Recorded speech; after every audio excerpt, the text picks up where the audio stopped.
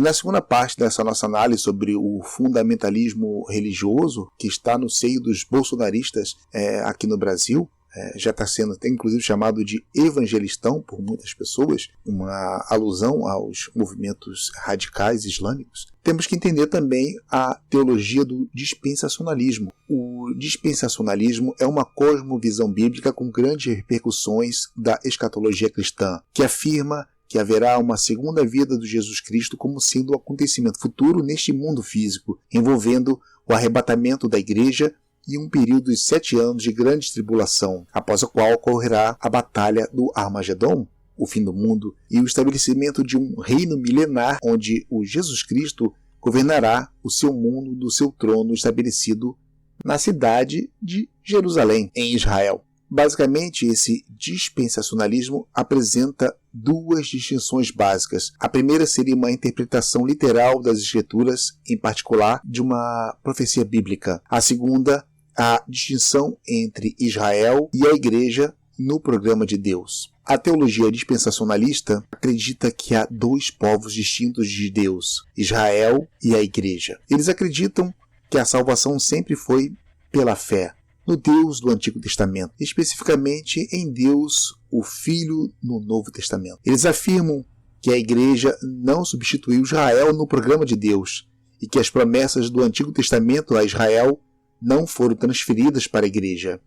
Eles creem que a promessa que Deus fez para Israel, por terra, muitos descendentes e bênçãos no Antigo Testamento, serão cumpridas no período de 1000 anos de que fala o Apocalipse 20. Eles creem que da mesma forma que Deus concentra sua atenção na igreja nesta era, ele novamente no futuro concentrará sua atenção em Israel. Em síntese, o dispensacionalismo é um sistema que resulta em uma interpretação pré-milenar da segunda vinda de Cristo e geralmente uma interpretação pré-tribulacional do arrebatamento. Daí que os evangélicos enxergam que Israel é uma espécie de referência do relógio do fim do mundo. Há toda uma identificação destes evangélicos com o Antigo Testamento da Bíblia, que trata basicamente da história sagrada do povo israelense, ou israelita. Daí que se confunde o povo de Deus histórico, a nação de Israel do Velho Testamento, com o Estado moderno de Israel,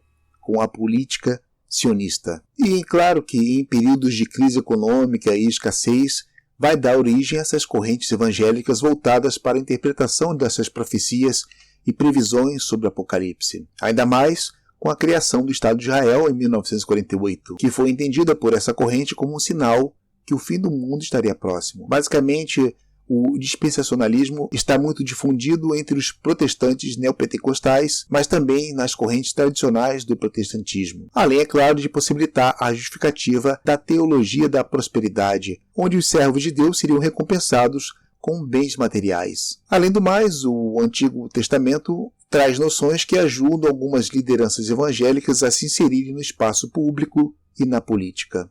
De acordo com esse ensinamento, quando os judeus do primeiro século rejeitaram Jesus, começou uma nova era da igreja, onde os cristãos atuariam como um povo escolhido de Deus. Esta dispensação continuará até que Deus leve os cristãos ao céu, deixando os não escolhidos para trás para um período de turbulência, o chamado arrebatamento. Esse dispensacionalismo ensina que Deus está atualmente focado na igreja cristã, ou melhor dizendo, na igreja protestante. Quando os últimos dias chegarem, Deus trará o povo judeu de volta a Israel, onde reconstruirão o seu templo e finalmente aceitarão Jesus como o Messias legítimo. Isso vai desencadear, portanto, o retorno de Jesus e o seu reinado. Para os adeptos dessa teologia ou teoria, a história da humanidade está dividida em 7 períodos, conhecido como dispensações, e atualmente estamos vivendo no período da Era da Graça ou o período da Igreja. E a 7ª e última era será a Era do Reino Milenar. No cenário atual, muito embora só no governo Trump que os Estados Unidos transferiram a sua embaixada para Jerusalém, a teologia dispensacionalista tem literalmente orientado a política externa norte-americana para com o Oriente Médio há décadas. De acordo com essa perspectiva, Israel é o ponteiro do relógio de Deus. A escatologia pré-milenista dispensacionalista sionista é adotada pela quase maioria dos pentecostais e possivelmente também pelos neopentecostais brasileiros. Daí o apoio que foi dado desses grupos à política externa bolsonariana em relação ao Oriente Médio como um todo e Israel em particular. Todavia, os protestantes históricos, como os presbiterianos, os luteranos, os episcopais, os metodistas, costumam ter uma outra compreensão sobre o tema escatológico e do papel de Israel na história da humanidade. Para o protestantismo histórico, o ponteiro do relógio de Deus é Cristo e não Israel. E o atual Estado de Israel não é o mesmo que o Israel bíblico. Portanto, a teologia protestante clássica rejeita a escatologia pré-milenista dispensacionalista sionista. Agora a gente precisa entender qual é a relação do bolsonarismo e a bandeira de Israel, dentro dessa visão dispensacionalista.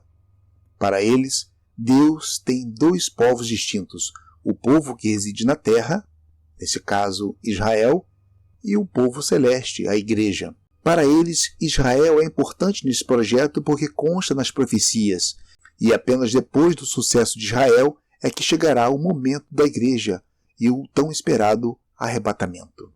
Esse interesse por Israel passa a ser político. Daí a sinalização para a população evangélica de que há uma visão pré-milenista do mundo que está em curso e que há o papel do político para facilitar esses acontecimentos. Daí que não é incomum ver apoiadores bolsonaristas hasteando ou tremulando ou passeando com bandeiras de Israel e do Brasil nessas suas manifestações, inclusive nas manifestações golpistas do 8 de janeiro, entre outras.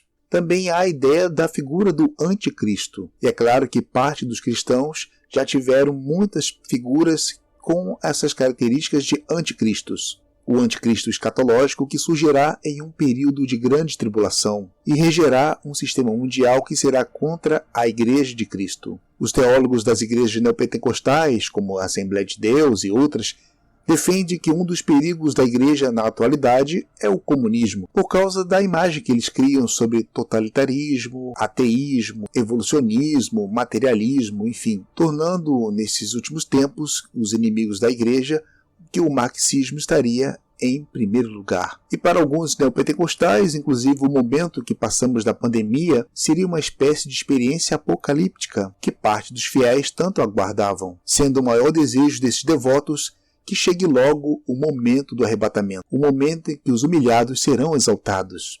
Foi um momento que gerou um grande engajamento dessa base de apoiadores, e por isso mesmo é que houve uma luta muito grande do então presidente Jair Bolsonaro para manter as igrejas funcionando, mesmo em período de perigo de contaminação, mesmo em período da pandemia. E como a pandemia simbolizou uma espécie de experiência teológica do final dos tempos, a figura de Bolsonaro se encaixava nessa dinâmica apocalíptica. Não podemos esquecer das falsas notícias em relação à vacina, o discurso negacionista da ciência, e que inclusive circulou nessas igrejas evangélicas que a vacina implantaria um chip nas pessoas, o que trouxe uma semelhança com uma passagem bíblica, na qual diz que obrigaria a todos, os pequenos e os grandes, os ricos e pobres, os livres e escravos, a receberem certa marca na mão direita ou na testa, para que ninguém pudesse comprar nem vender, a não ser quem tivesse a marca, que é o nome da besta ou o número do seu nome. É também importante a gente entender que houve uma aproximação estratégica do Estado de Israel com os partidos de extrema-direita na Europa, que possuem um histórico de